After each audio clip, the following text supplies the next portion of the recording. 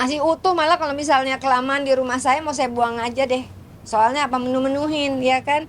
Karena nggak ada manfaatnya buat kita juga. Udah gitu kita udah difitnah, bilangnya katanya ngejual barangnya, ya kan. Buat apa? Sesuatu yang nggak baik itu kita anggap ya udah, atau nggak sedekahin dulu. Tapi kayaknya nggak tahu ya orang mau apa enggak, karena kan yang namanya kasurnya juga udah rusak. Kasur kan kasur busuk, lemari lemari reot.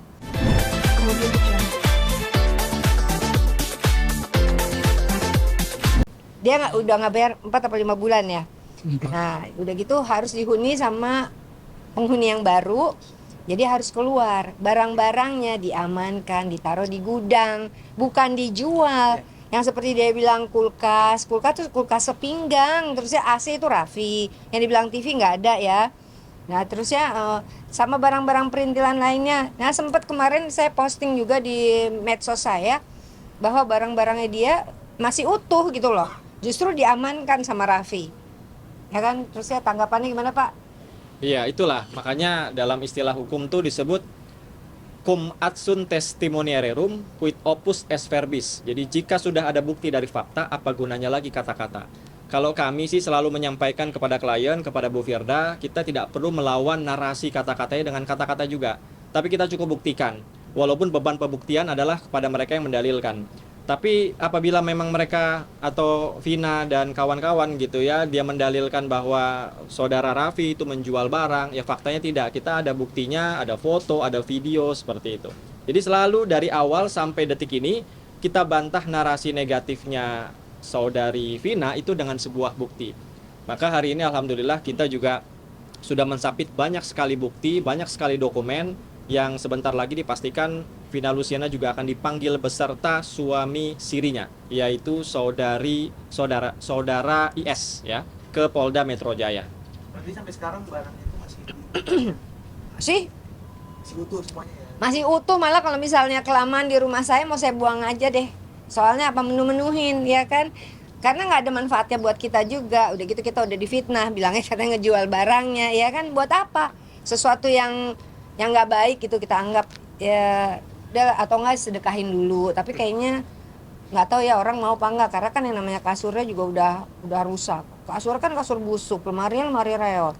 Itu kan barang-barang yang dia bilang katanya dijual Marafi. Mungkin kalau misalnya kita jual ke rongsokan juga yang nggak tahu dia masih bisa laku apa enggak. Tapi kayaknya awalnya kita akan sedekahkan dulu, kita akan tanya dulu mau nggak yang disedekahin. Tapi kalau misalnya nggak bisa ya udah mau nggak mau ya. Tapi sebelumnya kita akan inventariskan dulu, dicatat. Nanti kita panggil RT untuk sebagai saksi bahwa barang itu memang ada di rumah kita, gitu, diamankan. Tapi sampai saat ini gua atau Raffi mungkin. Dia kemarin mencoba untuk WhatsApp Raffi dengan nomor lain, tapi seperti biasanya dia memfitnah, mengata-ngatai Raffi, menghina-hina Raffi. Terus ya di bawah terakhir chatnya dia cuma bilang begini ke Raffi, hati-hati ya sama nyokap lu. Itu bentuknya apa ya, buat orang-orang yang bisa mengartikan itu. Kalau misalnya buat saya sih terdengarnya seperti sebuah ancaman ya gitu, hati-hati ya. Kecuali kalau misalnya ngomongnya hati-hati sama nyokap lu, artinya hati-hati kalau di jalan gitu. Tapi kalau dia kan hati-hati ya sama nyokap lu, nah, itu bisa diartikan sebagai sebuah ancaman. Jadi gini loh, emang rencananya tuh kita kan cuma mau memberikan pelajaran aja. Kita cuma mau lu tuh salah, lu mengakui kesalahan lo datang ke kita minta maaf, mungkin kita akan berubah pikiran. Tapi ini bukannya dia minta maaf, bukannya dia mengakui kesalahan, dia membabi buta menyerang kita, membuat fitnahan baru. Malah saya dibilang mertua yang selalu ikut campur, ada yang dibikin seperti itu.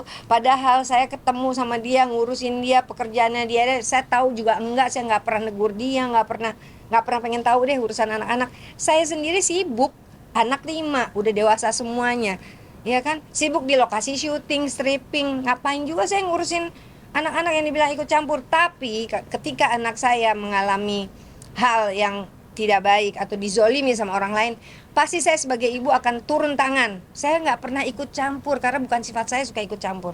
Saya akan turun tangan untuk membela anak saya. Lanjut harus ini. Jadi Vina siap-siap aja, karena apa yang kamu ngomongin kemarin waktu di podcastnya Densu ya, itu ada unsur-unsur yang sebenarnya kamu tadinya bilang katanya mau apa sih, melaporkan saya, ya kan, pencemaran nama baik apa dia bilang katanya. Ya. Tapi ya di situ justru yang kamu katakan banyak sekali unsur-unsur pencemaran nama baik. Kalau saya sebagai seorang yang saya punya usaha, saya selebriti gitu kan, saya juga dikenal banyak orang, hal seperti itu sangat merugikan buat saya. Jadi jelas nyata-nyata apa yang diomongin sama Vina waktu di podcast itu merugikan saya, kami, khususnya anak saya dan saya juga. Bunda mungkin boleh diupdate mengenai katanya perihal adanya dugaan guna-guna gitu. Apakah guna-guna tersebut awal mulai seperti apa? Apakah ini juga berpengaruh atas kondisinya Mas Raffi sekarang? Ya gini, kemarin ya, kemarin itu waktu pas kita bikin laporan itu Raffi masih bisa jalan kan ya. Raffi masih bisa jalan.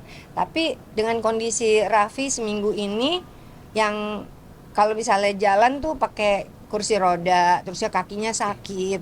Dia benar-benar yang kondisinya tuh kayak yang udah nggak kuat jalan deh, emang nggak bisa, sakit lah gitu ya. Nah ini kan gini loh, maksudnya sebagai ibu ya, boleh dong aku suuzon, aku menduga bahwa ada sesuatu gitu loh, ya kan, ke Raffi. Karena sebelumnya yang aku tahu itu Raffi kan sehat, Raffi nggak sakit, Raffi aktif, Raffi bekerja. Ya, jangan salah, Raffi ini bekerja. Jadi yang waktu Vina bilang dia ngebiayain segala macam itu buat kami jadi sebuah lelucon ya. Karena temennya Raffi itu banyak, malah temen-temennya itu mereka langsung datang pada saat kasus ini mencuat dan mereka tuh sebel banget gitu loh dengan omongannya Vina gitu. Jadi kalau misalnya saya menduga ada sesuatu yang terjadi sama Raffi saat ini, Raffi sampai sakit, ya boleh dong, karena kan Raffi sebelumnya aktif, dia kerja, main bola, ya kan. Apalagi banyak orang yang mengatakan Oh iya, begitu, dan ini kan lagi ada DM, ada WhatsApp yang dan mengatakan, ini banyak banyak loh satu, itu. puluhan banyak sekali yang mengatakan bahwa ada intriks dukun. Maka kita bukan menuduh tapi menduga, betul. Ya, kita menduga karena banyaknya informasi ke kita. Ya, jadi itu yang saya sampaikan, menduga, oh benar juga kali ya, karena dulu kan Raffi nggak kenapa-napa, kok sekarang jadi kenapa-kenapa gitu. Terakhir mungkin Bu dari saya, benar sih pernah menemukan hal-hal barang-barang aneh begitu. Ya, yang kita temukan tuh yang raja itu, yang katanya Vina fotonya ada di kosan dia, terus tiba-tiba nyasar di pindah gitu, terbang kali ya. Jadi Raffi menemukan di pakaian anaknya itu ada raja, ada foto Vina sama laki-laki itu dan CD ya, pakaian dalamnya laki-laki itu. Cuma yang CD-nya itu karena Raffi merasa bukan punya dia buang langsung gitu. Harusnya sih bisa dijadikan bukti juga ya, karena kan itu merek apa size-nya kan bukan size Raffi gitu. Kemudian